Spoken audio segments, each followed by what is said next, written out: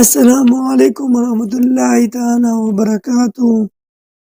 آج کی اس ویڈیو میں بہت ہی بہترین اور سبق آموز واقعہ بیان کیا جا رہا ہے۔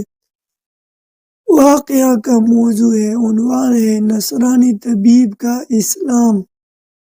ہارون الرشید کا خصوصی ڈاکٹر ایک نصرانی طبیب تھا جو بہت ہی عقل مند اور خوبصورت آدمی تھا، اور بادشاہ اس کے کمال سیرت و جمال صورت پر دل سے فریفتہ تھا۔ ایک دن ہارون الرشید نے اس سے کہا کہ کاش تم مسلمان ہو جاتے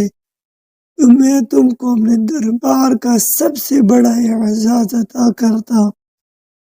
طبیب نے جواب دیا کہ اے امیر المؤمنین،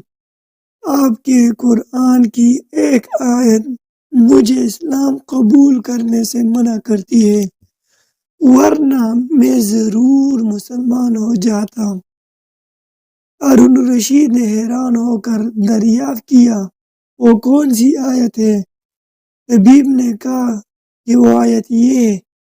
کلمتہ القاہا الی مریم وروح منہ،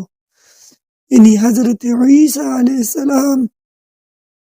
اللہ کا کلمہ ہے جس کو اللہ نے بی بی مریم کی طرف ڈال دیا، اور وہ اللہ کی روح ہے۔ دیکھیے اس آیت میں روح منہ کا لفظ آیا ہے، اور یہ من تبعیض کے لیے ہے، جس کا حاصل یہ ہوا کہ حضرت عیسیٰ علیہ السلام خدا کا جز اور اس کا ایک ٹکڑا ہے۔ طبیب کی تقریر سن کر ہارون الرشید کو بڑا رنج و صدمہ ہوا۔ اس نے اپنے دربار کے تمام علماء کو طلب کیا تاکہ طبیب کے اس شبہ کا ازالہ کریں، مگر درباری علماء اس شبہ کا جواب دینے سے قاصر رہے، اور ہارون الرشید رنج و قلق سے بے قرار ہو گیا۔ اتنے میں پتہ چلا کہ مفسر علی بن حسین مروزی رحمہ اللہ حج سے واپس ہوتے ہوئے بغداد میں ٹھہرے ہوئے ہیں۔ ہارون الرشید نے فوراً ہی انہیں بھی دربار میں بلایا، اور وہ بھی نگہباں یہ سوال سن کر اچانک چکرا گئے اور فوراً جواب نہ دے سکے، مگر انہوں نے فرمایا کہ اے امیر المؤمنین، اللہ تعالیٰ جو خوب جانتا ہے کہ یہ خبیث نصرانی آپ کے دربار میں مجھ سے یہ سوال کرے گا، لہٰذا میرا ایمان ہے کہ ضرور اس نے یعنی اللہ جل جلالہ نے اپنے مقدس کتاب میں اس شبہ کا جواب دیا ہوگا جو اس وقت میرے خیال میں نہیں آ رہا، مگر میں انشاءاللہ جب تک اس کا جواب قرآن ہی سے نہ دوں گا، خدا کی قسم میرے لیے کھانا پینا حرام ہے۔ یہ کہہ کر وہ ایک اندھیری کوٹری میں داخل ہو گئے، دروازہ بند کر کے قرآن مجید کی تلاوت کرنے لگے، یہاں تک کہ سورہ جاثیہ کی آیت سخر لکم ما فی السماوات وما فی الارض جمیعا منہ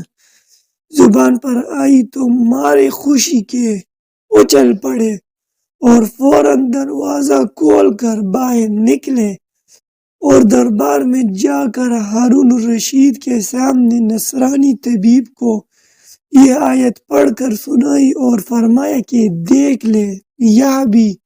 روح منہ کی طرح جمیع منہ آیا ہے، تو اگر اس من کو تبعیض کے لیے مانا جائے تو یہ لازم آئے گا کہ زمین و آسمان بھی خدا کے جز و قرار پائے، لہٰذا تم خوب جان لو کہ روح منہ میں من تبعیض کے لیے نہیں ہے، اور حضرت عیسیٰ علیہ السلام ہرگز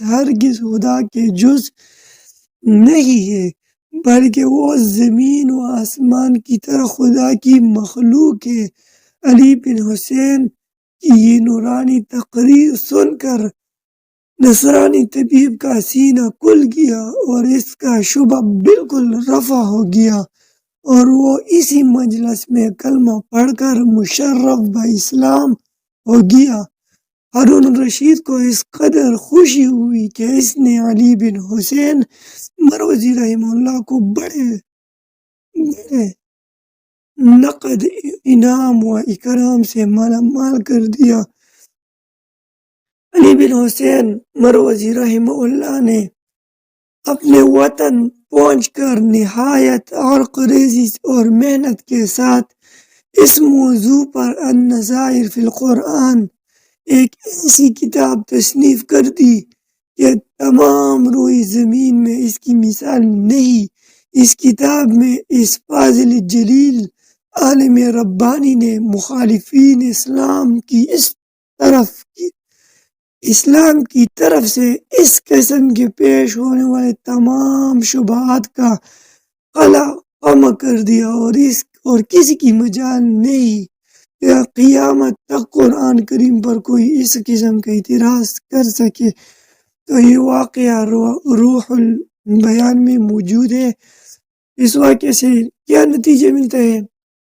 علماء سلف نے مخالفین اسلام کے اعتراضوں کو دفع کرنے اور اسلام کے دامن عصمت کو شبہات کے گرد و غبار سے پاک و صاف رکھنے کے لیے کیسی کیسی جدوجہد کی ہے، اور آج اس وقت میں لوگ علماء ربانیین پر، علماء حق اہل سنت و جماعت پر طعن تشنیع کرتے، زبان دراز کرتے اور پہلے علماء کرام نے اس وقت کے علماء کرام نے اپنی زبان و قلم کی تلواروں سے کیسے مجاہدانہ کارنامے انجام دے کر حق و باطل کے معرکہ میں فتح مبین حاصل کی ہے۔ کاش اس زمانہ حال کے علماء اس سے سبق حاصل کرتے اور ان مقدس روحوں کی خدمات جلیلہ کی قدر کرے کہ ان کے انمول شاہکاروں کو زندہ رکھتے، مگر افسوس کہ آج کل کے سیاسی مولویوں کا تو یہ حال ہے،